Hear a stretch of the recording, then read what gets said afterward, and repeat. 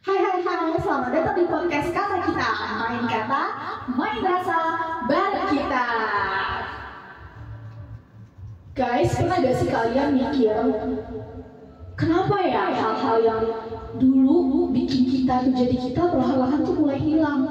Kayak dulu kita tuh sering banget kan main lompat-lompatan di halaman rumah, di halaman sekolah, atau dengerin cerita dari ibu sebelum tidur.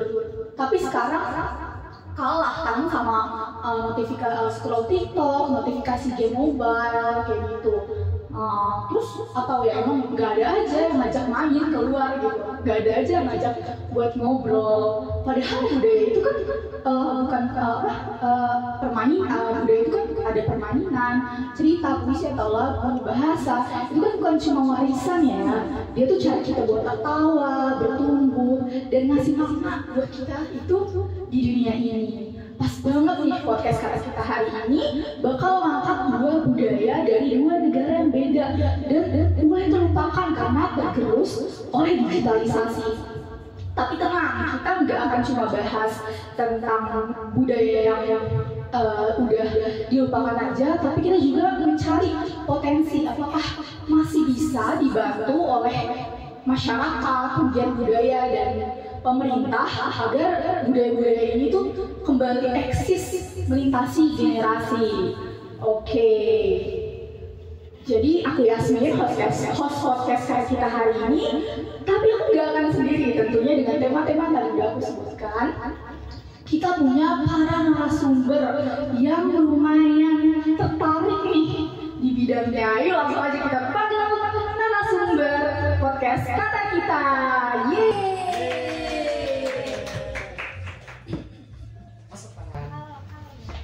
Halo.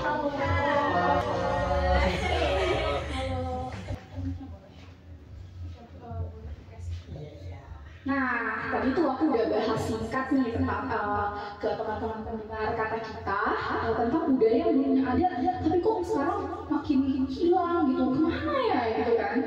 Padahal budaya itu kan identitas sebuah bangsa. Kalau misalkan budaya terlupakan, apa yang mau dibanggain? Apa kita nggak punya identitas dong gitu kan? Nah, kita mau tahu apa sih alasan-alasan dan apa contoh-contoh budaya yang hilang itu. Tapi sebelum itu boleh dong kalian sebagai narasumber nih kenalan dulu.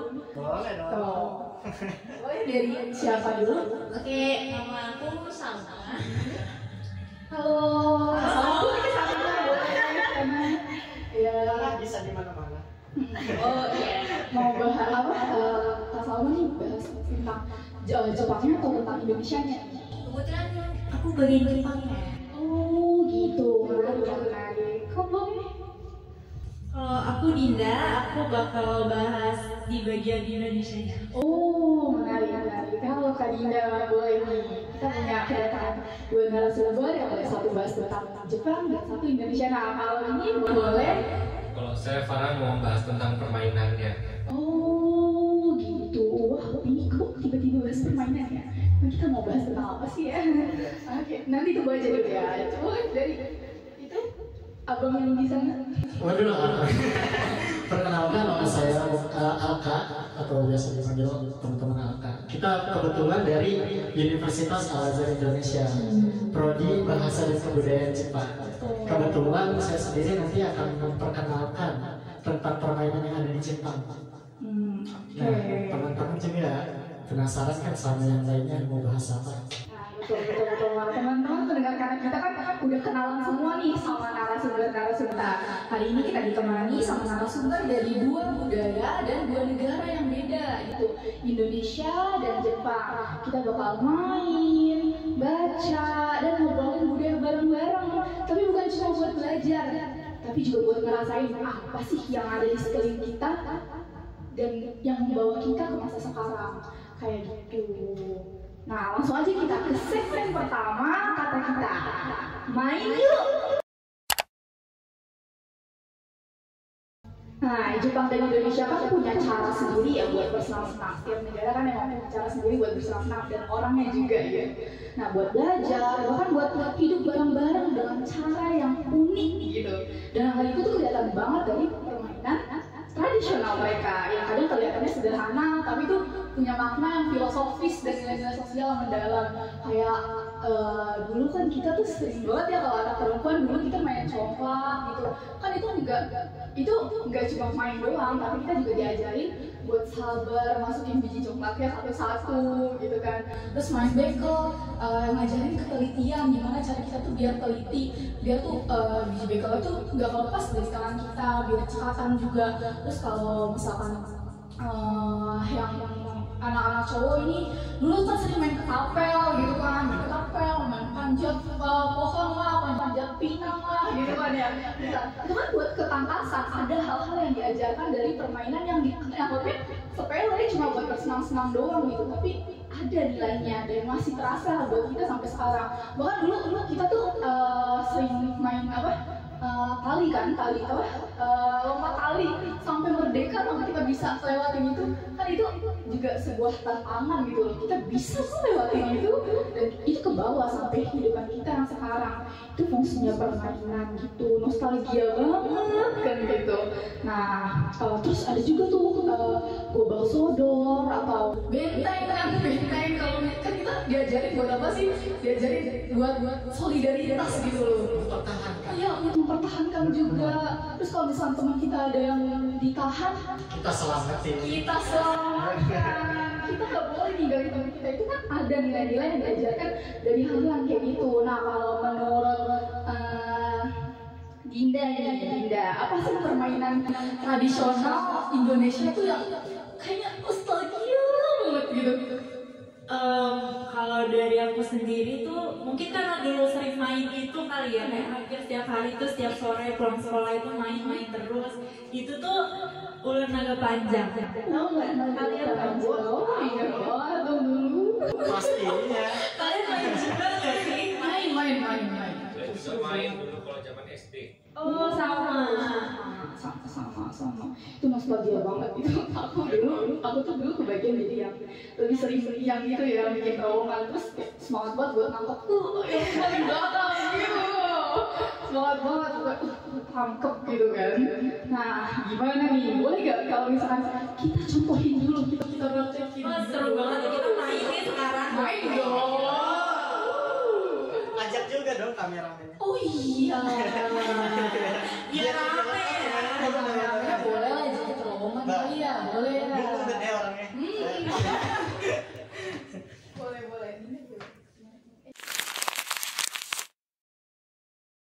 Kita nyanyi bareng ya guys. Ya, oke. Ular naga panjang menggeleng-geleng selalu yang gembira.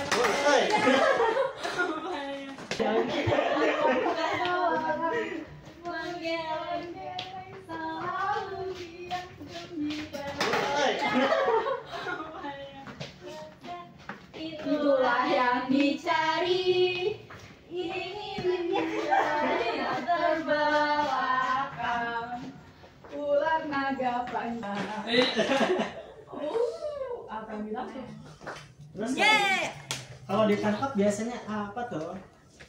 Kalau ditangkap ya udah, nanti lanjut lagi sampai habis. Iya ya, nanti tuh jadi kayak bakal yang satu kayak kereta ke belakang. Kayak masuk ke yang kalau itu masuk ke belakang ya gitu ya. Iya, nanti yang di tap dia sih dipegang Dipegang. sampai jaga yang satu. Nanti kena, nanti dia ikut ke Yang ke belakang. Betul. Kayak gitu sih, emang dulu mainnya itu seru banget. Terus habis itu kita kan tarik-tarikan ya, kayak Iya. kayak gitu balik-balik. Terus habis itu biasa lanjut tuh main nenek gandong. Nah iya itu. Kayak gitu sih, emang menarik banget sih nih Kalau main kayak gitu tuh kayak nggak bakal ada habisnya. Bisa sampai maghrib. Bisa ngelempar sendal gak sih sama mama? Biasanya sih sapu ya. Kalau aku biasa main di sekolah jadi nggak lama-lama. Oh iya. Kalau biasanya main pas kalau pelajaran biasanya kalau dulu pelajaran olahraga itu kadang-kadang main apa namanya itu permainan tradisional. Kita juga main ular naga ada, gobak sorot ada, bentengan juga pernah ada. Pelajaran itu sama PLKJ dulu. Sekarang kalau udah sejak SMP udah nggak main gituan lagi. Yes, emang ya. Nah, kalau saya tuh kayak dulu tuh kan masih kecil gitu ya. Jadi kayak terowongannya ya mini aja. Tapi tadi kan yang jadi terowongannya Bani sama Farhan. Jadi kayak berasa masuk ke terowongan raksasa ya dulu. Terlalu tinggi dan besar. Nah, kalau di Jepang sendiri ini gimana? Sebenarnya permainan ular naga itu sendiri, oh iya, ke bawah suasana ini. Sebenarnya ular naga itu sendiri ada penelitian loh tentang iya. Nah, jadi dia tuh bukan cuma sekedar permainan tradisional aja teman-teman. Mereka tuh ada meneliti, satu peneliti, jadi buat mengasah sistem motorik anak. Oh iya sih emang. Jadi semua kayak sistem otot segala. Dan itu bakal berpengaruhnya kemana? Nah, bakal berpengaruhnya ke cara pola pikir mereka. Bahkan anak-anak sekarang kan kalau kita lihat itu apa ya? Buat belajar menghitung aja itu sulit. Bahkan penelitinya ngomong kalau misalkan di beberapa SD dari 35 anak itu cuma 14 orang anak yang berhasil buat ngitung penjumlahan, itu penjumlahan. Ya itu emang banyak banget sih, emang literasi numerasi dan literasi akademik di Indonesia tuh emang kurang sih. Makin perkembangan kesini, makin digitalisasi, makin ya mungkin kalau misalkan kita dulu kan emang ayo main tuh sore belajar semua keluar gitu. Tapi kan sekarang beda ya. Mana sih emang masih ada yang masih ngajak ayo main sore-sore jam 3 gitu pakai tepung bedak gitu. Biasa aja sih udah ada yang nyamper di depan rumah. Iya, beda sama sekarang, betul-betul. Kalau sekarang mah apa? Kita kalau kemana-mana tinggal WhatsApp, tinggal telepon atau segala macam. Dulu bener-bener yang kita tahu titik kumpul di mana, udah di situ semua pada nungguin. Iya betul. Tongkrongan lah gitu, tempat tongkrongan masa kecil kita gitu, di lapangan. Di lapangan. Kayak gitu sih, apa namanya? Emang dulu tuh sering banget sih memang main. Betul. Gitu. Sampai hitam. Iya, betul. Aku tuh sampai SMP itu masih hitam karena masih panjat pohon gitu. Pohon 3 meter panjat gitu. Bahkan pernah jadi hitam nggak gara-gara main siang-siang? Zaman di SD ya kalau nggak salah dulu pernah sampai ibu saya kalau salah nanya kok kemarin kok agak teman. Itu kalau lebih biasa karena habis pelajaran itu nggak olahraga biasanya. Sekarang udah jarang karena udah banyak kan mainnya di indoor terus di kamar. Terus anak zaman sekarang kan juga punya motorik, adalah motoriknya sendiri gitu. Tapi kan nggak semuanya bisa ngedapetin itu gitu loh. Kalau zaman dulu kan kita diajak main, ya dapet juga tuh motoriknya, ada pelajaran juga. Kalau sekarang kan memang sendiri-sendirilah kita punya ini gitu kan. Kayak gitu sih. Kalau dari Jepang gimana? Ada nggak permainan tradisional yang kayak pakai lagu juga atau sama modelnya kayak ular naga panjang atau ada lagu Jepangnya gitu? Kalau di Jepang sendiri itu sebenarnya ya bukan disebut sebuah permainan sih, lebih ke upacara. Jadi ada yang namanya itu geisha. Geisha itu semacam penghibur, tapi buat iya betul. Cuman pada masa yang lampau itu gitu. Ini disensor aja ya, kalau misalkan terlalu bahaya. Jadi buat zaman sekarang itu udah dialihin sih sebenarnya. Jadi ke wanita seniman. Betul. Apa kita kenalin juga perbedaan budaya gitu di Indonesia. Kalau kita kan dulu di sini namanya gundik gitu ya. Kita wanitanya kayak gitu ada. Kita juga ada kok kayak gitu. Ya itu mah. Ya aman lah. Asik aja. Jadi gimana nih main geisha ini? Apa ini? Seniman apa? Sebenarnya dia kayak si geisha ini buat menyambut tamu. Jadi misalkan kita mau reservasi ke sebuah hotel, misalkan kita pesan hotel bergaya Jepang, biasanya di sana ada permainannya gitu. Dan itu rata-rata kalau misalkan yang tradisi kayak gitu adanya di Kyoto, karena di sana pusatnya budaya, bener-bener. Jadi di sana kita disediain minuman ocha. Jadi sebelum minum itu ada permainannya. Oh, kalau misalkan kita nggak bisa main itu nggak dikasih film bocah kan? Bukan. Kebalik justru. Yang kalah main itu harus minum ocanya. Iya, karena ocha ini sendiri kan sebenarnya pahit banget ya. Ya kalau saya yang rasa mah sebenarnya kayak obat lah. Nah, jadi itu sebagai hukuman gitu. Nah, ada namanya itu Kompira Funebuna ya. Oh, Kompira Funebuna. Dia juga sebenarnya cara mainnya nggak yang interaktif kayak tadi lah ya. Banyak gerak, sebenarnya ini cuma permainan tangan biasa, cuman tetap ada nyanyi-nyanyinya.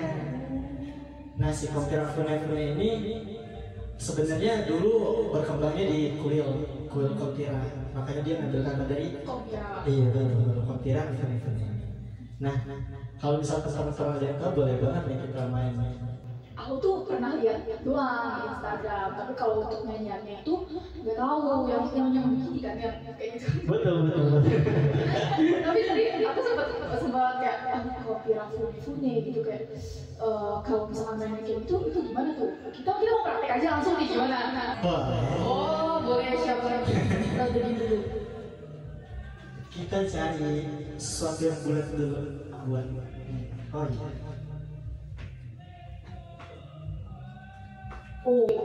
Akak bawa gelas. Apa emang di Jepang juga pakai gelas? Enggak sih sebenarnya.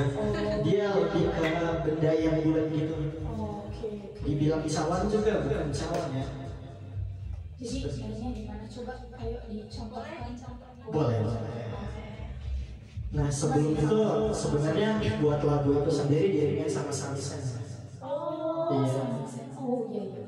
Karena mereka kan seniman itu bisa. Betul.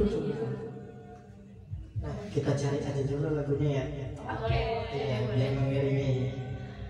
Karena suara Geisha itu tinggi. Ngebas banget ini nggak kuat.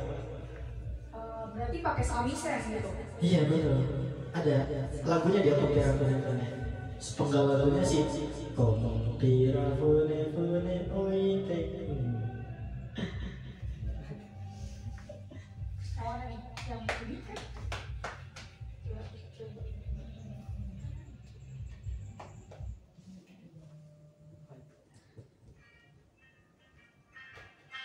Nah, boleh banget tuh.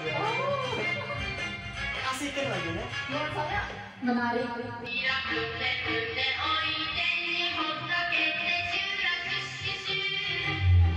Coba mau langsung dipraktekin kan nih?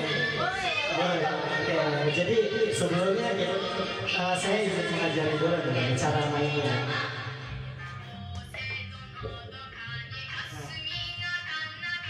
Kalau misalkan kita ada di sini tangannya, jadi posisi tangan tuh kayak gini. Iya, posisi tangan kayak gini. Terus pas lagunya udah mulai, dua orang satu-satu gitu kayak ganti-gantian. Kalau misalkan ada cawannya, kita ngepel. Kalau ada cawannya kita ngepel. Ya kita bisa ambil juga cawannya. Jadi kayak gini kita ngepel. Nah nanti lawannya. Iya, kayak gini lawannya sama. ambil di sini. Nah, kita coba aja langsung. Apa sih Kak? Maaf ya Farhan. Nggak apa sih. Boleh. Oh, bentar lagi. Siapa duluan?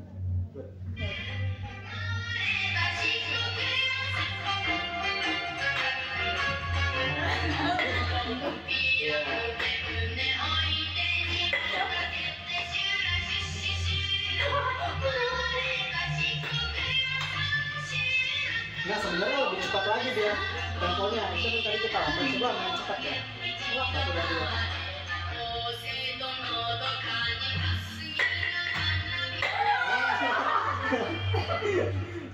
Sebenarnya kuncinya nggak boleh apa? Nggak boleh ragu-ragu. Jadi nggak boleh ragu-ragu. Ada yang mau nyoba? Boleh banget nih dicoba. Jadi kalau misalkan dia kayak gini ada cawannya dia kayak gini. Nah kalau misalkan gak ada cawannya kayak tadi dia bilang musuh kita gini gitu. Jadi ganti-gantian. Boleh banget ya dicoba. Jadi biasanya kalau bermain tuh minimal berapa orang? Cuma dua. Iya dia nggak bisa rame-rame. Iya sih ya. Iya karena cuma ganti-gantian doang gitu. Mungkin di seberang kali ya, di seberang. Boleh di seberang satunya lagi. Boleh satu, boleh di tengahan. 1, 2, 3.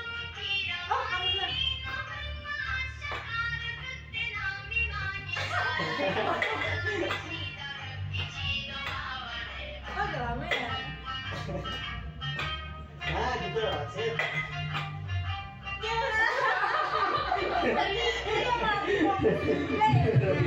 Lebih bagus juga sih kalau kalah. Wah, siapa yang kalah tadi? Saya kalah. Saya juga kalah. Menarik, Nah menarik. begitu teman-teman. Jadi sebenarnya ini benar-benar harus ngasih fokus sih. Dia temponya lumayan cepat. Kalau tadi kan kita nyontohin lumayan agak lama ya, karena baru pada tahu juga ya. Benar. Sebenarnya saya juga kan tahunya cuma dari ini internet. Nah, jadi penasaran aja apa sih kok event ini awal-awal lewat FVP sih biasanya. Iya, ada biasanya. Waktu pas lagi festival di Tokyo tuh lagi hype banget, itu keluar tuh Rehat. Joget juga. Nah, itu emang biasa dipimpin sama Geisha doang apa gimana? Emang harus Geisha yang memimpin atau gimana? Tapi tadi Alfa main ya, memimpin. Buat si Kompira Film ini sendiri sebenarnya permainan umum ya. Jadi permainan ini tuh gak cuma Geisha doang yang mimpin. Pada zaman dulu itu semua orang bebas buat mainin Kompira Film. Karena berkembangnya kan di kuil bukan di dalam rumah bordil sih biasanya. Iya, jadi berkembangnya di kuil. Cuman pemerintah itu dalam rangka melestarikan si Kompira Film itu, jadi dimasukkan ke dalam rumah bordil. Iya, Karena rumah bordil juga rumah hiburan, orang-orang pada datang ke sana. betul. Untuk cari hiburan buat main. Dan memperkenalkan budaya pastinya. Iya, kita lagi ngomongin budaya, dia memperkenalkan budaya juga ya. Jadi ya dimasukin ke situ biar melestarikan. Cuman sayangnya buat saat ini populasi geisha pun semakin menurun ya gitu. Karena dari yang saya tahu ya, si profesi geisha ini sendiri disebutnya sebagai profesi yang misterius karena buat masuk ke sini tuh bukan hal yang mudah, nggak semua orang bisa. Jadi benar-benar harus ada niatan dari awal buat jadi geisha, dilatih dari kecil sampai dia nanti di umur 18 itu baru bisa buat jadi geisha gitu. Jadi bukan hal yang mudah, makanya dibilang profesi yang misterius karena dia nggak tahu kehidupannya kayak gimana, orang-orang nggak tahu. Atau karena memang dari kecil udah dilatih buat jadi seniman gitu. Betul. 18 tahun. Sampai umur 18 tahun aja tuh gimana? Sampai Dia ada biasanya ada batas umurnya sampai di pensiunnya itu di umur 30 tahunan. Jadi kalau udah 30 tahun itu ya udah jadi inilah sepuhnya. sepuh di bidang seniman gitu. Betul. Maestronya gitu. Ini menarik banget ya, aku mau coba lagi tapi ini baru mulai aja udah kalah. Padahal pengen tuh. Nah, nanti bisa coba langsung di Jepang tuh. Gitu, boleh kita rame-rame nanti. Amin. Nah, tapi kan semakin berkembangnya zaman, orang-orang tuh mulai beralih kan ya dari yang sebelumnya tradisional jadi modern, dan hal itu juga selamanya baik, kita tahu kan, karena cara kita bersosialisasi gitu kan, cara kita berpikir kan juga ditentukan dari apa yang kita lakuin gitu sehari-hari. Nah, manusia ini juga ikut berubah nih. Salah satu dampak terbesarnya ya ke budaya-budaya tradisional yang kalah saing sama budaya pop yang emang arusnya tuh cepet banget, kayak lagu anak-anak mulai digantikan sama lagu-lagu brain rot gitu. Kan tahu sendiri ya kayak sekarang kayak gitu. Terus itu udah jarang lagi tuh, kalau aku ya di sekitar rumah aku tuh udah jarang dengar anak-anak main sore-sore gitu. Karena waktu itu juga pernah ada yang dimarahin sih. Bener banget sih, buat di rumah saya sendiri juga begitu. Jadi nggak ada tempatnya, udah lapangan tuh udah jarang banget. Itu bisa jadi salah satu alasannya ya gitu. Ada alasan lain gak sih? Kenapa sih budaya tradisional itu sekarang tuh mulai ditinggalkan kayak gitu? Teman-teman saya di tetangga saya itu dulu sering main sama teman tetangga saya. Sekarang boro-boro keluar rumahnya juga jarang kelihatan. Yang main di luar paling cuma aku punya 3 ponakan kecil tuh kadang-kadang main di luar, kadang-kadang masih main petak umpet. Tapi ya gitu, hidup mereka juga masih ada orang gede gadget, nontonnya di YouTube, masih mulai main HP, gitu main keluar juga kadang-kadang. Tapi berarti emang gara-gara gadget ya, ada digitalisasi Iya, pendidikannya gitu, jadi kayak permainan-permainan ini digampang lupain. Kenapa nggak ada yang mau praktekin lagi, dan nggak mau bahaya baru di lost media jadi udah punah. Betul ada peribahasa sendiri ngomong kan sebenarnya si gadget ini mendekatkan yang jauh, menjauhkan bukan yang dekat. Iya Kayak gitu.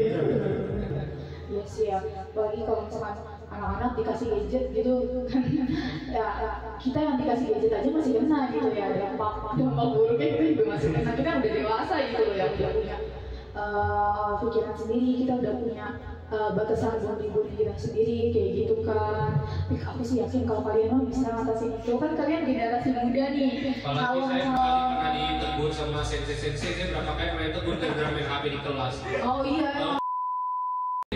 Tapi itu sebenarnya juga demi kebaikan, jadi ya saya harus hati, saya juga sendiri mengalami Oke. Jadi kita kan ya makanya jangan banyak main HP, Farhan gitu. Kita nih harus jadi pribadi yang bisa menahan hasrat kita dari gadget. Jangan sampai kita diperbudak nih sama gadget kayak gitu kan. Nah itu jadi anak muda yang melestarikan budaya gitu. Nah ngomong tentang pelestarian budaya nih, menurut kalian permainan tradisional tadi gitu ada gak sih potensi untuk dikembangkan lagi, diperkenalkan lagi di masa sekarang gitu, entah itu oleh kita generasi muda atau penggiat budaya dan juga dari bantuan pemerintah. Gimana nih menurut kalian? Boleh dari yang Jepang dulu kali ya, tadi udah sebelumnya. Sebenarnya kalau misalkan dibilang potensi, pasti setiap yang tradisional itu memiliki potensinya masing-masing yang kita tahu ya. Anak-anak muda Gen Z terutama buat zaman sekarang itu justru banyak yang tertarik kembali loh buat masuk ke nuansa-nuansa zaman dulu gitu. Vintage. Iya benar-benar vintage ya namanya buat sekarang ya. Benar-benar kalau anak Jaksel berarti itu ngomongnya vintage ya. Iya jadi mereka suka sama nuansa-nuansa yang klasik gitu. Jadi buat saya pribadi kalau untuk potensi pasti ada, cuman support dari pemerintah itu.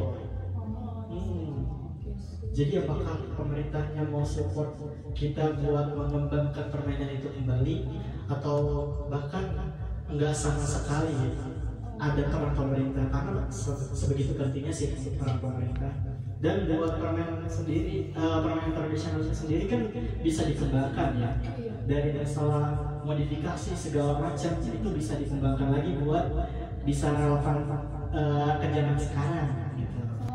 Kalau misalkan dari yang Jepangnya itu dari permainan fude itu Kompiran itu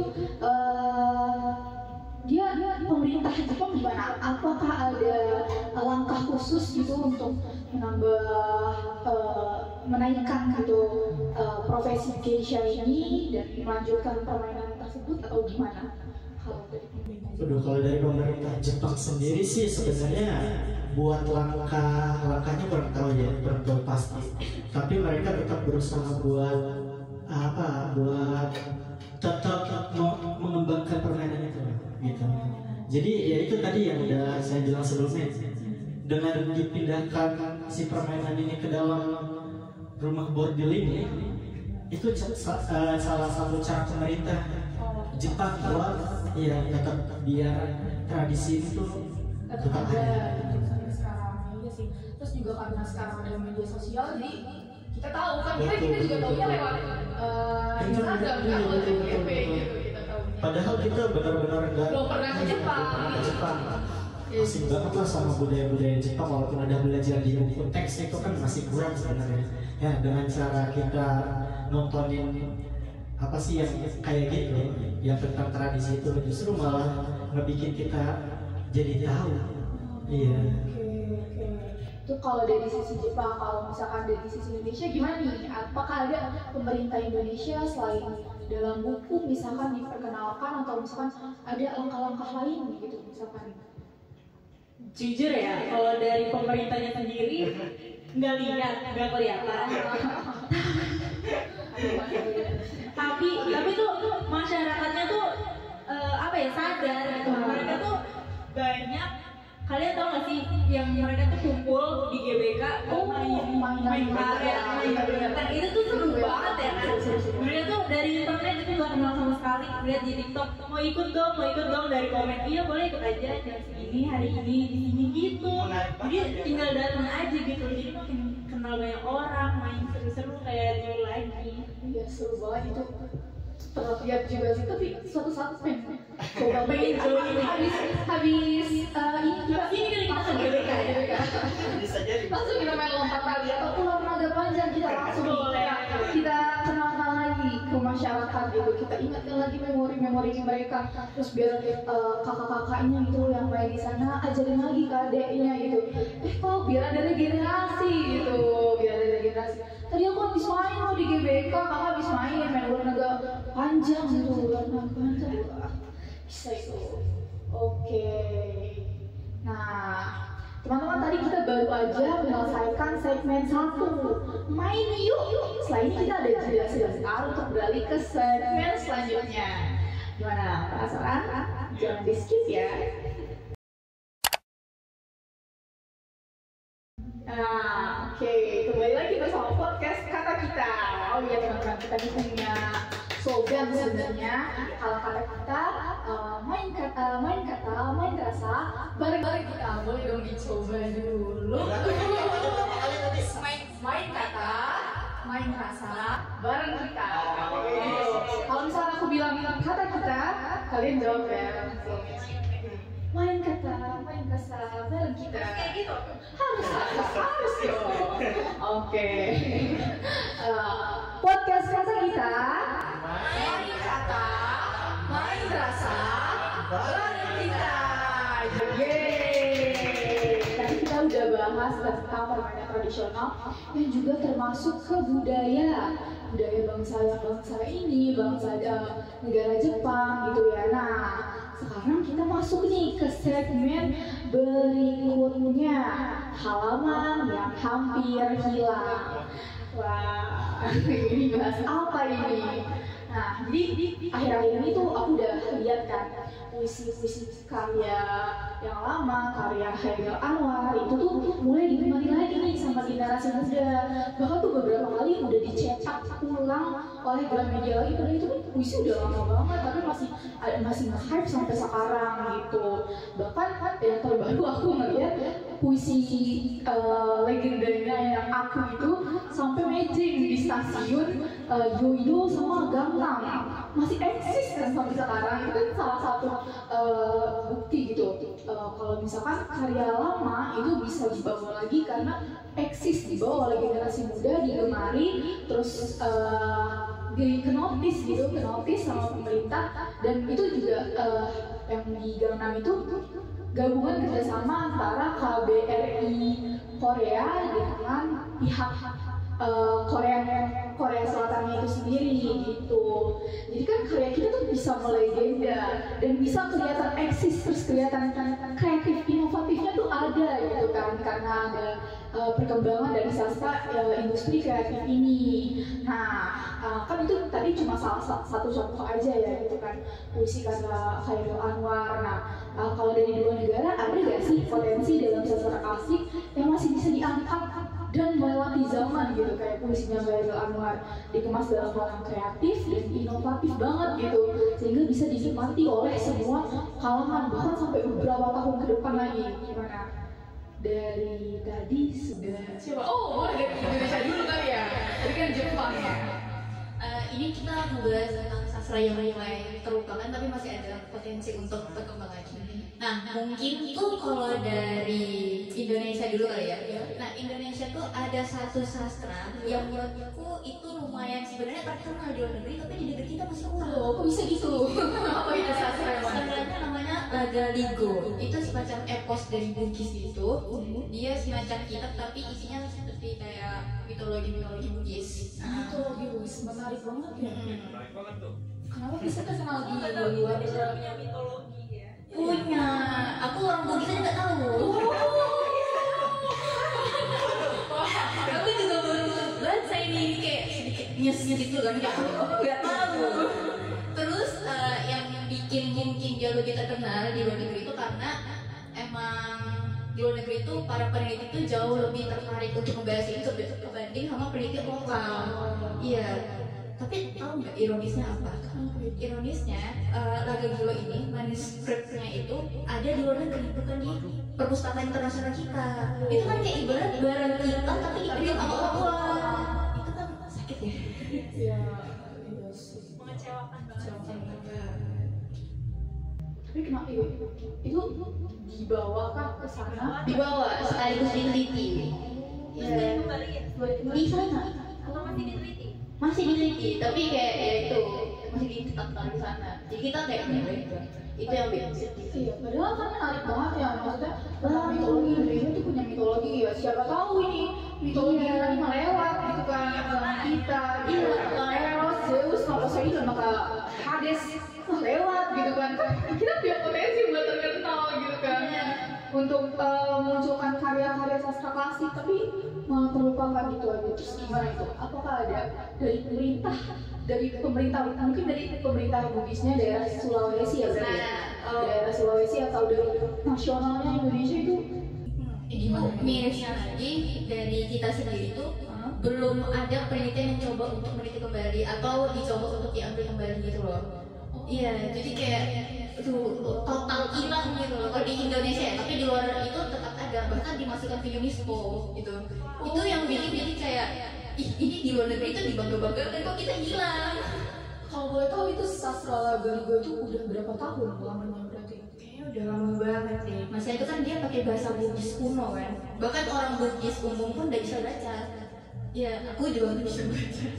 Oh, semacam kayak sastra Jawa gitu. Sastra Jawa, iya. Bahkan di sana kayak Ya, ini Thailand. iya, gitu. Sedih banget. Nyesek.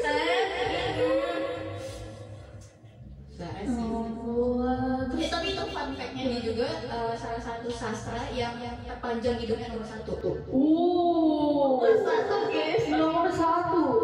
Lebih panjang dibandingkan Mahabharata. Kalau yang tahu Mahabharata kan panjang, ini kita lebih panjang lagi nih kita ini tuh.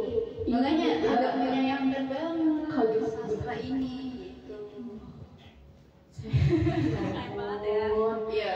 Ya, Indonesia emang masih kurang kesadarannya gitu ya. Dan kita juga beberapa orang Bugis sendiri pun baru tahu gitu kalau misalnya punya sastra. Kita tuh punya sastra klasik mitologi loh gitu, mitologi kuno. Aku juga sebenarnya lumayan tertarik gitu. Emang tertarik sih orang mitologi Yunani, tapi kalau misalnya di Indonesia Iya, gitu. aku tertarik. Kalau misalkan ada jurusan itu aku masuk situ guys. Kalau misalkan ada sampai masuk ke situ. Nah kalau misalkan dari Jepang gimana? Apakah ada juga yang Kalau sama-sama Jepang itu ada sebenarnya. Sebenarnya kalau Jepang tuh contohnya mungkin waka kali. Waka itu kayak puisi Jepangnya. Nah, kalau di Jepang sendiri tuh dia terlestarikan ada, tapi secara minat sama praktik itu menurun. Jadi kayak generasinya itu tahu ada waka tapi tidak dipakai, nggak digunakan. Jadi kebanyakan mereka pakai haiku gitu-gituan. Ya, jadi lumayan sedih. boleh dijelasin dulu mungkin waka itu apa sih waka? Kayak gitu. Waka itu puisi Jepang, puisi kuno dari zaman Edo. Dia itu biasanya tentang menggambarkan perasaan-perasaan gitulah. Nah, bentukan bahasa itu bisa 5757. Lumayan kaku sebenarnya, tapi dalam kayak gitu. Gitu. Boleh mungkin kali ya contoh waka kalau misalkan ada atau kutipan dari Lagaligo kalau misalkan ada gitu. Kayaknya emang kita tuh tahu gitu. Oke. Biar pendengar kata kita tahu tentang kedua hal ini yang mulai dilupakan. Oke, mungkin dari yang lebih dulu. Oh, Lagaligo. Tapi ini Teman-teman dengar Lagaligo ini adalah salah satu karya yang benar-benar terlupakan oleh masyarakat Indonesia. Boleh? salah satu kutipannya itu sebelum langit dan bumi terpisah sudah tertulis takdir manusia di daun lontar. Oh, Bahasanya tuh dari awalnya tuh indah banget. indah. Oke, gitu indah. Oke, gitu. Ada salah satunya dan itu udah dari terjemahan bahasa Inggris baru ke Indo. Agak sayangnya. Terjemahan bahasa Indonesia ini belum masih kurang banget. Pas nyari. Kalau Ada yang mau nyoba baca puisi nggak? Ini khas orang-orang yang pintar baca puisi. Saya Mau pengen coba? Coba kalian coba. O katani samidaru rutoya omoa omo raumu kimi koi wataru kyono nagameo. Artinya apa tuh kalau boleh tahu? Kamu mungkin mengira ini hanya hujan awal musim panas biasa, tapi hujan panjang ini air mata yang muncul karena memikirkan.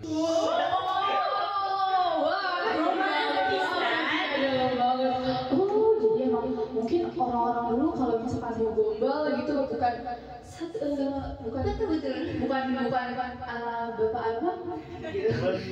Bapak ini yang kayak gitu ya, bawa alam lah, kecantikan alam, kecantikan seperti apa, keren banget nih gitu. Nah dari pemerintah, kalau misalnya dari pemerintah Indonesia memang kurang banget ya, bahkan nggak tahu sama sekali. Tapi kalau misalkan dari Jepang masih ada, masih diperkenalkan, masih ada generasinya, walaupun memang nggak terlalu ditekuni sama generasi muda. Paling hanya ada satu dua seniman aja yang meneliti yang masih menulis waka atau haiku gitu kan, kayak gitu ya. Nah jadi gitu teman-teman, karena kita alasan kenapa sih yang dulunya bikin kita jadi kita, tapi sekarang malah perlahan-lahan tuh mulai hilang. Emang sih perkembangan zaman tuh terus bergerak ya, tapi kan kita juga kita punya budaya, negara ini punya budaya, negara Jepang punya budaya, jadi kita nggak boleh kehilangan identitas itu gitu. Dan kita sebagai generasi muda harus jadi ambil alih sebagai penggerak budaya, mulai aja dari hal-hal yang kecil dulu gitu. Kayak tadi main GBK gitu, main permainan tradisional, perkenalan kembali kayak gitu. Mungkin dari narasumber ada yang mau disampaikan? Boleh? Ya jadi buat teman-teman yang di rumah, jangan lupa ya, kita punya budaya, kita punya sastra loh, yang benar-benar orang lokal punya, melegenda, tapi di kita nggak ada yang tahu. Bahkan tadi baru bisa saja itu nggak tahu. Jadi benar-benar harus mengkoreksi diri kita masing-masing lah. Jadi budaya itu penting banget sebagai identitas yang tadi udah Yasmin sampaikan ya. Oke, terima kasih Alfa, terima kasih juga narasumber kita yang keren-keren ini, yang banyak infonya, membawa info banyak hari ini, dan juga kameramen kita yang juga tadi ikut bermain. Terima kasih banyak, dan juga kepada pendengar dan penonton dari podcast Kata Kita. Aku Yasmin, host Kata Kita hari ini, pamit undur diri. Sampai jumpa di pertemuan berikutnya. Di mana kata lama jadi milik